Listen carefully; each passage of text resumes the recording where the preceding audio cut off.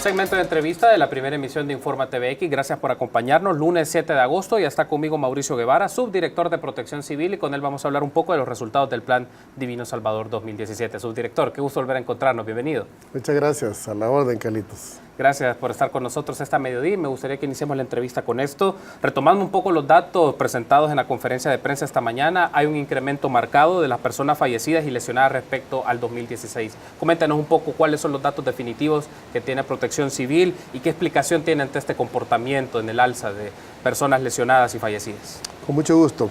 Sí, efectivamente, los números fríos nos indican que en el caso de los accidentes, tuvimos un incremento de 281 a 311 accidentes. Y eso como consecuencia tuvimos 36 personas fallecidas este año, ¿verdad? Contra 11 del año pasado. Sí. Es decir, hay un incremento de más del 227%. Este es un problema que hemos analizado con autoridades de tránsito de la Policía Nacional Civil, porque hay como tres grandes áreas las que se tienen que analizar, porque en este periodo no solo hay un incremento de personas transitando, sino que tenemos otros dos elementos que son determinantes. Uno es el parque vehicular, ¿verdad? Que en los últimos 5 años se ha triplicado. Eso significa que las distancias son las mismas y las personas queremos llegar en el mismo tiempo. Sí. Eso ya no es posible. Y luego también tenemos el otro problema, que es de que al tener, digamos, esta gran cantidad de automotores y motociclistas, también hoy tenemos el agravante que muchas calles que antes usábamos como alternativas, hoy están bloqueadas por plumas o por restricciones de portones y demás. Quiere decir que entonces el área de desplazamiento es cada vez más corto.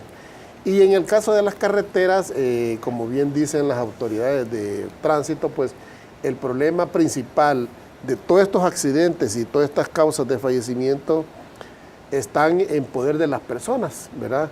El exceso de velocidad, la distracción del conductor, el sobrepasar donde no se debe. Esas son, digamos, como las tres grandes raíces de los problemas que generan accidentes y por lo tanto lesionados y fallecidos. Estos fallecidos en los accidentes de tránsito fueron en carreteras principales, en su mayoría, subdirector. Sí, prácticamente las tenemos ubicadas en carreteras fundamentalmente, y como repito, casi siempre el problema fue distracción, ¿verdad? Okay. El celular entonces en este caso se vuelve un arma mortal, ¿verdad? Para cuando se va manejando. Y no nos cansamos de recomendar que lo más prudente que se debe hacer es que cuando usted va a conducir, o lo apaga o lo deja sin volumen y avise a quien sea cuál es el tiempo prudencial en que pueden llamarlo, porque difícilmente para una persona de negocios, para alguien que tiene compromisos altos con las empresas o con la misma familia, vamos a decir que no vamos a contestar. Entonces, media vez esté el timbre ahí activo, nosotros vamos a tener, y para hacer un accidente, ya está comprobado, a 40 kilómetros de velocidad, en 2 segundos se pierde el control de la unidad. Quiere decir que 2 segundos es suficiente como para ver el número, el mensaje, y es suficiente para, en 20 metros, ocasionar cualquier tipo de percance. Esta mañana el director de la Policía Nacional Civil ha mencionado algunas cifras que tiene la Corporación Policial para este periodo de vacaciones: 54 fallecidos en accidentes de tránsito y 203 lesionados. ¿Cuál es la diferencia respecto a los datos que tiene Protección Civil, los que presenta la Policía Nacional Civil, subdirector? Sí, con mucho gusto. Lo que sucede es que nosotros hacemos un plan Divino Salvador y aglutinamos salud, tránsito, cuerpos de socorro, bomberos, el ejército, etcétera, sí, ¿verdad? Más de 45,000 personas en el dispositivo. Pero cada institución tiene su propio plan, ¿verdad? Está el plan de la policía, el plan del Ministerio de Salud, el plan del Seguro Social, etcétera. Entonces ellos comenzaron sus estadísticas desde el viernes. Okay. Y para nosotros es para poder comparar, ¿verdad? Es del 1 al 6. Sí. Entonces a eso se debe que entonces los accidentes de lunes, domingo y sábado, nosotros no los contabilizamos y ellos sí. Hay un aspecto aquí, con eso hacia la consulta, ¿es posible o es factible homologar las temporadas o la fecha en donde se pueden hacer estos registros. Sé que Protección Civil siempre lo ha hecho desde el 1 hasta el 6, que es el periodo de la vacación como tal. La policía lo hace antes, pero es válido, es oportuno buscar una forma de homologar fechas y tener cifras para tener claridad si hay un alza, hay una tendencia a la alza o una disminución por el periodo de vacaciones, por el flujo de personas, o la policía lo hace así como es parte de su protocolo y de su hábito, subdirector. Sí, de hecho, digamos, en el caso de tránsito, la Policía Nacional Civil, ellos tienen su estadística desde el primer día, ¿verdad? Sí. Entonces, digamos que si le preguntamos a ellos como parte de, ellos van a manejar siempre sus cifras. Lo mismo pasa con salud, ¿verdad? Nosotros como Protección Civil, como Dirección General, como sistema, hemos establecido estos límites de común acuerdo y las cifras, el origen de las cifras son las mismas instituciones, ¿verdad? No es que nosotros llevemos una contabilidad. No es doble separada, contabilidad, no hay doble contabilidad. Quiere decir que entonces, por eso, por ejemplo, el feriado del año pasado nosotros hablábamos de un periodo extraordinario, sí, porque se empezó a contabilizar desde sábado y domingo, ¿verdad? Este año, para poderlo comparar, no podemos hacerlo con los 10 días de la vacación pasada, sino que para poder tener un buen comparativo tiene que ser del 1 al 6, que es el caso de esta vacación. Uno de los accidentes que ocurrió en la fase final de las vacaciones fue el pasado 5 de agosto, cuando una buseta cayó en un barranco en una quebrada de Olocuilta. ¿Qué pasó con este caso? ¿Imprudencia del conductor? ¿Cuál es el estado de los heridos? ¿Nos puede ampliar un poquito estos datos sobre este accidente? Con mucho gusto. Fíjese que la comisionada en detalle, ¿verdad?, explicaba que ahí se conjuntaron una serie de elementos que uno a veces pues es difícil de entender o explicarse, ¿verdad? Pero en primer lugar, el lugar donde la buseta se fue al barranco es un derivado de la carretera, ¿verdad?, que es la rampa al pupusódromo. Sí.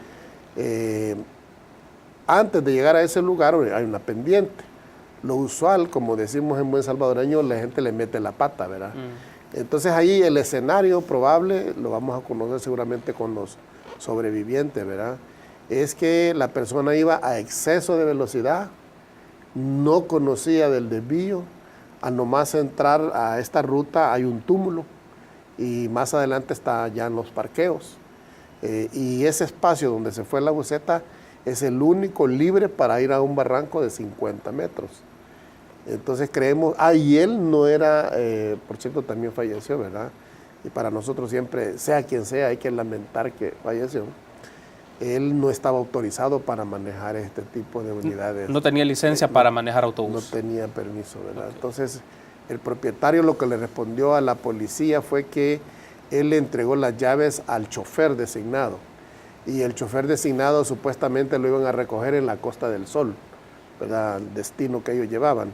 Entonces prácticamente esta persona, sea quien sea, ¿verdad?, no estaba, y no sabemos tampoco si era una persona experta y tenía pericia, pero lo más probable es que entonces exceso de velocidad, desconocimiento y no buena práctica, ahí se combinó, digamos, todo eso. Y el saldo que dejó, 7 fallecidos, 23 lesionados. Sé que de estos lesionados algunos en estado de gravedad. ¿Hay alguna actualización sobre estas personas? Sí, igual, Salud nos comentaba de que 3 personas sí estaban todavía en estado crítico.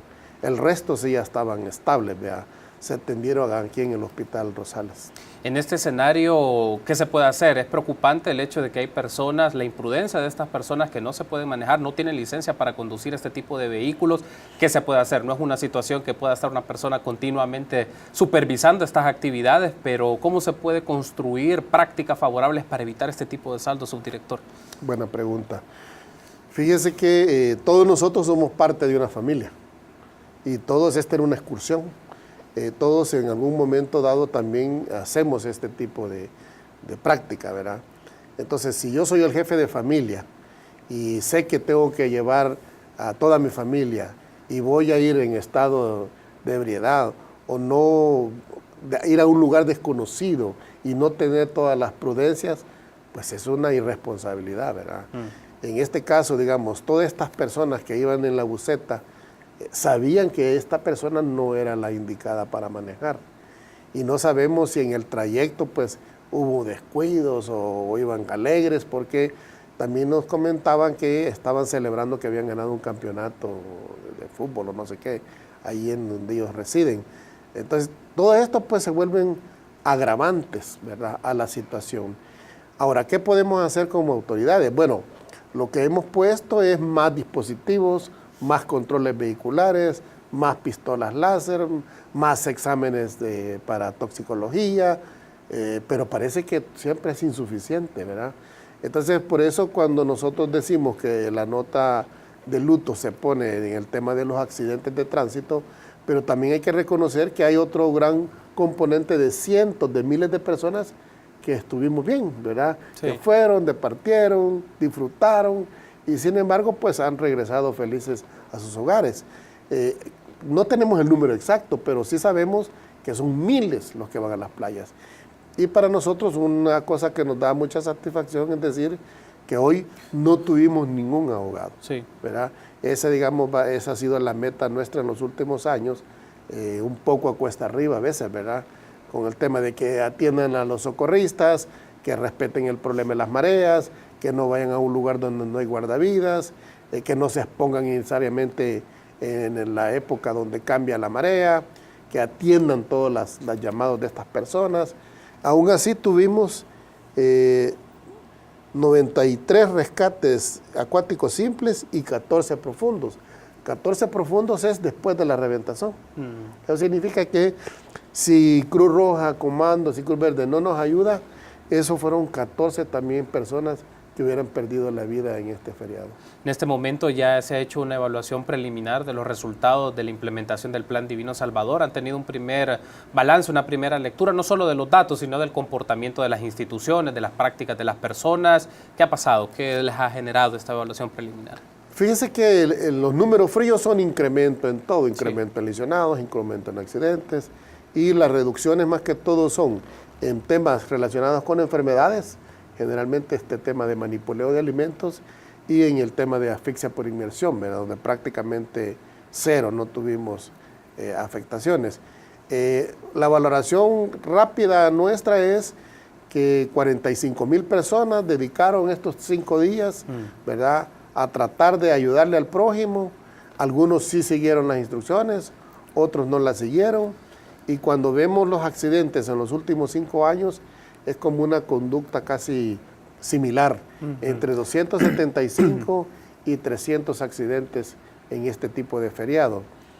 Nosotros no nos vamos a cansar de que es un tema importante, que se tiene que combatir desde el hogar, desde la comunidad, desde los excursionistas, ¿verdad?, para poder, digamos, mitigar este problema. Hay una mención que me llama mucho la atención aquí, es esta lectura de la tendencia. Lo decíamos antes de entrar al aire, subdirector, que es importante. No se puede quedar con el dato de un año, pero si ve la tendencia en los últimos 4 o 5 años, puede ver constantes, puede ver ciertas cosas que uno trata de hacerse las preguntas y explicarse. Algo ocurre en estos periodos en donde hay alzas o tal vez hay disminuciones, pero también tampoco se puede abstraer de la dinámica diaria, de la cantidad de accidentes de tránsito que se dan cotidianamente, independientemente sea una época de feriado. Creo que también eso es importante, lo decíamos antes de entrar al aire, para esa lectura para nuestros amigos y amigas que nos sintonizan, de que es una constante también accidentes de tránsito por diversas razones. En estos periodos hay más personas, más flujo de vehículos, probablemente porque la vacación lo permite, pero los accidentes están ahí, los comportamientos y las prácticas de las personas están ahí también. Sí, efectivamente, si nosotros hiciéramos un comparativo muy riguroso, es decir, la cantidad de personas en circulación se duplica o triplica. Y las cifras de accidentes y percances más o menos se mantienen. Podría decirse que es positivo, ¿verdad? Pero claro, desde el momento en que hay fallecidos, desde ese momento con uno, ¿verdad?, nosotros no podemos decir que todo está bien, que no hay ningún problema. Y mucha gente se ha preguntado por qué no tenemos sanciones más fuertes, ¿verdad? Sí. Porque pareciera que el salvadoreño necesita que le toquemos el bolsillo de forma drástica para pensar que puede cambiar esta forma de actitud. Pero encontramos a una persona en el barrio Modelo, dichosamente solo esta persona iba, ¿verdad?, con más de 800 grados de alcohol, pues hombre, eso es imposible, pues, ¿verdad? Entonces pasa de lo que pudiéramos entender como una persona normal. Y eso pues, este bombardeo que hay, ¿verdad?, de mensajes sobre el tema de las drogas y el alcohol y la velocidad, también tiene que ser una cosa que te tiene que regular un poco más drástico. El tema de la imprudencia, se menciona, la imprudencia y la distracción es como una de las primeras causas. También está el abuso de bebidas alcohólicas o la combinación con drogas.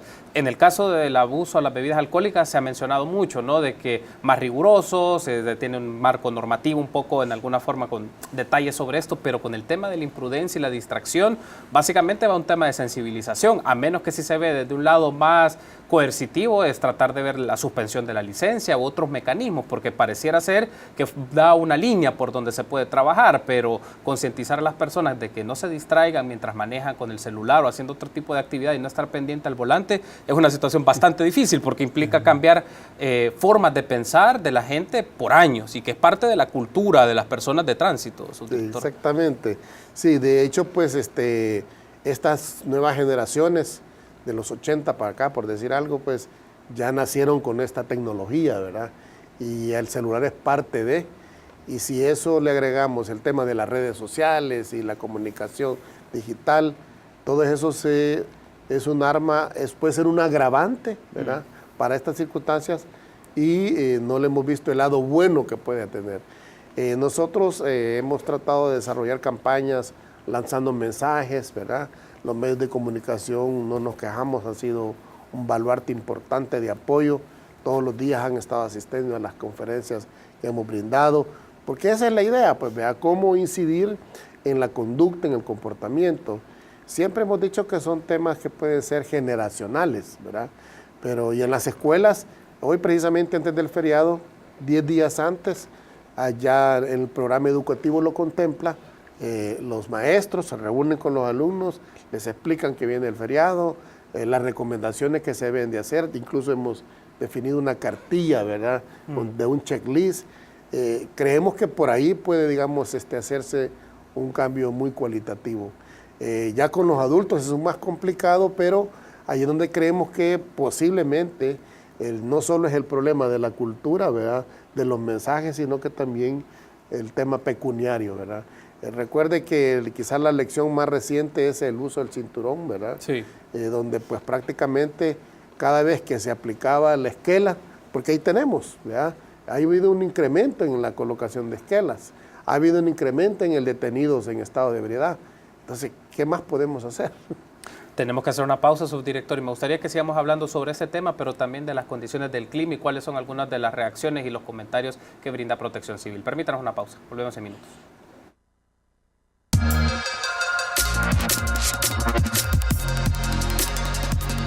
Continuamos en el segmento de entrevista de la primera emisión de Informa TVX. Platicamos con Mauricio Guevara, subdirector de Protección Civil, y hablamos un poco de los resultados del Plan Divino Salvador 2017. Pero ahora también lo vamos a hacer otro tema que corresponde a las actividades de Protección Civil. Ayer fue decretada alerta verde a nivel nacional. Me gustaría que nos comente por qué se ha tomado esta decisión de decretar una alerta verde, subdirector. Con mucho gusto. Bueno, estamos en invierno, ¿verdad?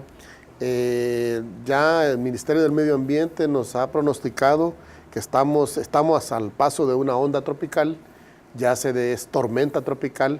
En este momento está al norte de Honduras y está llegando a Belice. El problema de este tipo de fenómenos es que, aunque está bien lejos de nuestro país, su círculo de acción conlleva humedad. Y a veces esto compaginado con el tema del Pacífico, también hay humedad en el Pacífico. Entonces, estos fenómenos lo que hacen es atraer más humedad. Entonces, por eso es que el cielo amanece nublado, hay agua ahí cayendo persistentemente. Y las depresiones en este caso pueden ser convectivas, ¿verdad? O sea, gran cantidad de agua en pocos minutos, y eso pues ya tenemos nosotros muchas lecciones aprendidas de que tenemos que ser prudentes. Entonces, la alerta verde más que todo es para que todas las instituciones que tenemos que ver con la atención de los fenómenos hidrometeorológicos, estemos atentos, estemos en apresto a un llamado, y especialmente las comisiones comunales de Protección Civil, estar en alerta de cualquier llamado que se pueda hacer de parte de las autoridades. La alerta verde significa precisamente eso, ¿verdad? Una situación en la cual estemos listos para poder atender una posible inundación, un posible deslizamiento, porque a veces no necesitamos un gran problema, ¿verdad? Porque a veces una quebrada pequeña de corto recorrido y la gente no está atenta y quiere cruzarla, puede venir una repunta de 2, 3 kilómetros aguas arriba y se los pasa llevando. Hoy con el problema que tenemos de las cárcavas o de los problemas de drenaje subterráneos, pues rápido las calles se llenan de agua y en ese momento ya se convierten en una trampa que puede perfectamente arrastrar a cualquier persona. Estamos hablando de zonas urbanas. De tal manera que o si yo vivo cerca de una ladera, igual, 10, 20 minutos de agua persistente se puede convertir en un problema. Entonces, no hemos analizado la situación como para solo decretar la alerta verde. La alerta amarilla es cuando ya es inminente que va a haber problemas, ¿verdad? No es el caso, sino que creemos que aunque está bien retirado y de acuerdo a los indicadores que tenemos del medio ambiente y de los observadores locales, nos están diciendo en tal parte llovió tanto, 20 milímetros, 15 milímetros, 30 milímetros.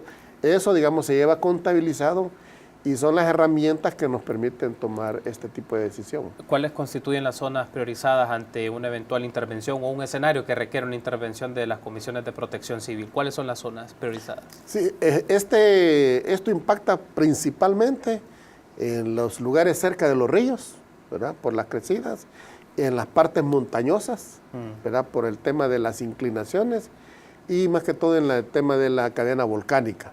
Todo eso, digamos, es propenso a posibles deslizamientos. Según mencionaban los datos del Ministerio de Medio Ambiente, en su informe meteorológico, ellos hablan que las zonas moderadas en donde se debe prestar atención es en Volcán de Santa Ana, el Volcán de San Miguel, de manera baja en Apaneca y en el Volcán de San Vicente, en Berlín y en Conchagua. Son como las zonas, como usted nos mencionaba, donde la prioridad es fundamental. ¿Cómo son las comisiones en esa zona, las comisiones comunitarias para reaccionar en estos lugares en donde el Ministerio de Medio Ambiente dice hay que prestar un poco de atención ante cualquier escenario? Sí, esto se trabaja en cadena, ¿verdad? Esta alerta verde se emite desde el nivel nacional, el director general tiene esa potestad, inmediatamente se traslada a todo nuestro componente técnico en los municipios, en los departamentos.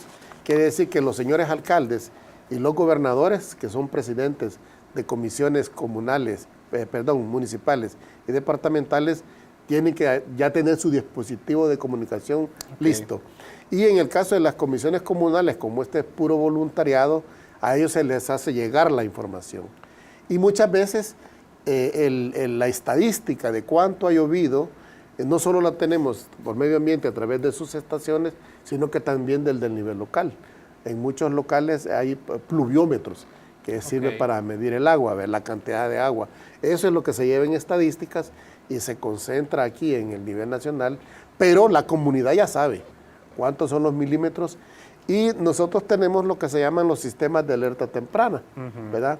El sistema de alerta temprana lo que le dice es que si agua arriba cayeron 20 milímetros, eso va a llegar a franja verde, franja amarilla o franja roja en inundación. Entonces tenemos unas barras, ¿verdad? En la mayoría de los cauces donde ya hay antecedentes y las personas saben que si el agua llegó en este punto a la franja amarilla, aguas abajo va a llegar a la roja, entonces tienen que evacuar.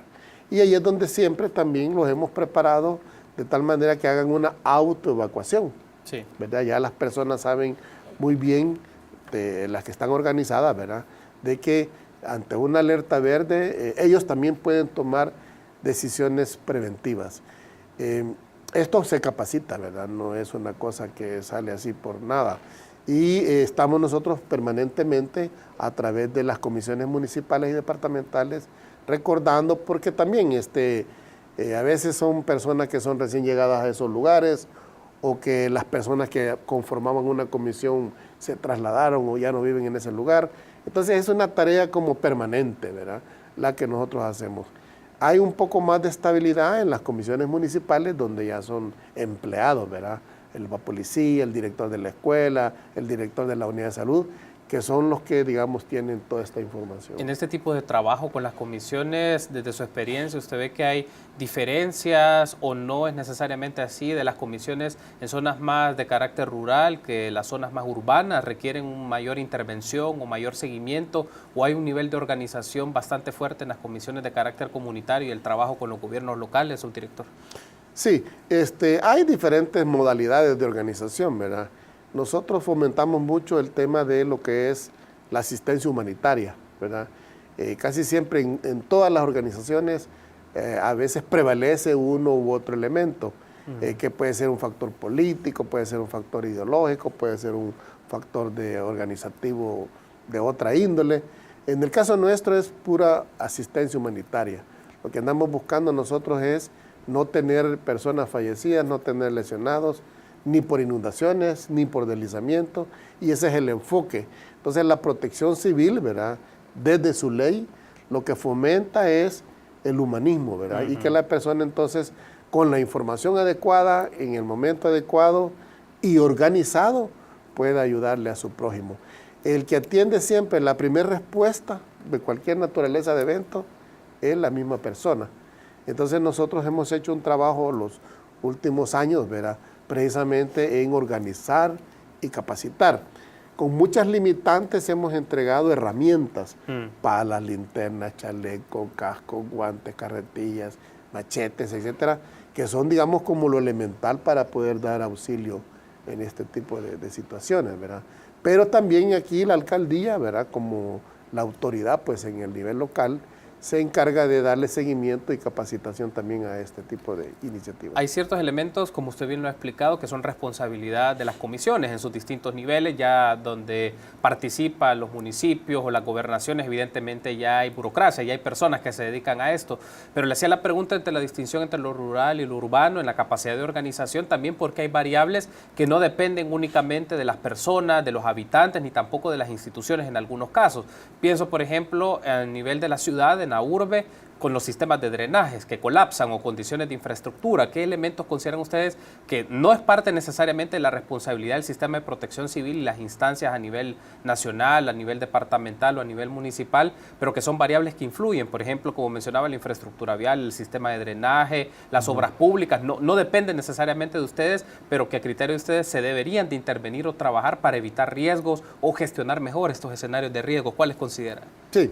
Fíjense que quizás es elemental que quizás en las zonas urbanas el problema más frecuente está relacionado con la sismología, ¿verdad?, que es el tema de los terremotos, los enjambres sísmicos, y por ahí nosotros hacemos el mayor énfasis.